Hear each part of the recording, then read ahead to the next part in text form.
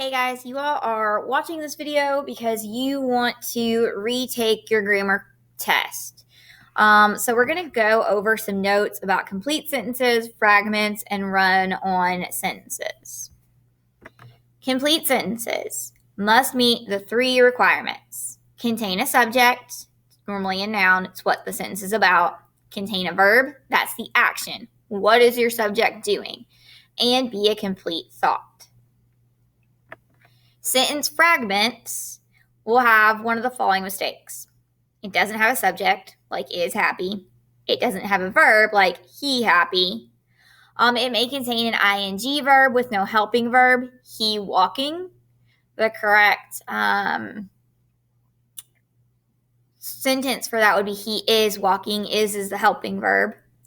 Or it contains a dependent clause with no independent clause. After I went to school. Tip. Dependent clauses start with subordinating conjunctions like after, while, although, when, during, because. Anytime you see a sentence that starts with one of those, you need to know that you're going to have to follow up with an independent clause, a sentence that can stand on its own. Run-on sentences. Run-on sentences often have one of these mistakes, a comma splice. So I saw a lot of comma splices in your all's examples that you all wrote out. Joining two independent clauses with a comma and no coordinating conjunction. It is nearly 5:30, comma, we cannot reach town before dark. Here's a tip. To fix a comma splice, add a coordinating conjunction after the comma. So some coordinating conjunctions are for, and, nor, but, or, yet, so. So let's take a second, and I really want to talk about this part right here. Coordinating conjunction after the comma. So a lot of us missed that last question because somewhere along the way, someone told you or taught you to put your commas in the wrong place. I see it happen every single year. I don't know why or where students learn this, or maybe it's because our speech patterns sound like this, but let me show you the correct way to use a comma in a sentence with a coordinating conjunction. So for example, I like cats, comma, but I like dogs better. So many people put the comma after the but. The comma goes before the but, okay? That's a good tip. You're going to need that on your test. Don't forget that one. That's why it's highlighted in yellow. Two sentences run into each other because the punctuation is forgotten. So you can just add the punctuation. Sometimes you just need to add a period between two sentences.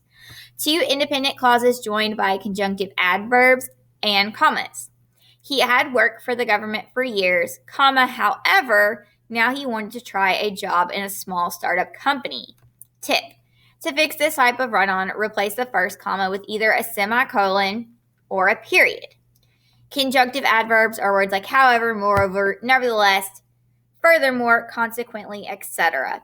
Another thing I really want to point out is I want to talk about semicolons, guys. Semicolons are the same as periods.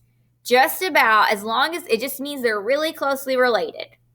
So just about anywhere you could put a period, you could also put a semicolon and you would be grammatically correct. Keep that in mind. That's going to come up on your quiz a couple times. You're going to see semicolons. Also think would a period make sense there, okay? So we're going to look at a specific example from your test. All right, it says, around this time, comma, the Galactic alphabet introduced by Saint Cyril, semicolon, became further integrated into the culture. So remember the tip I just said, semicolon equals a period.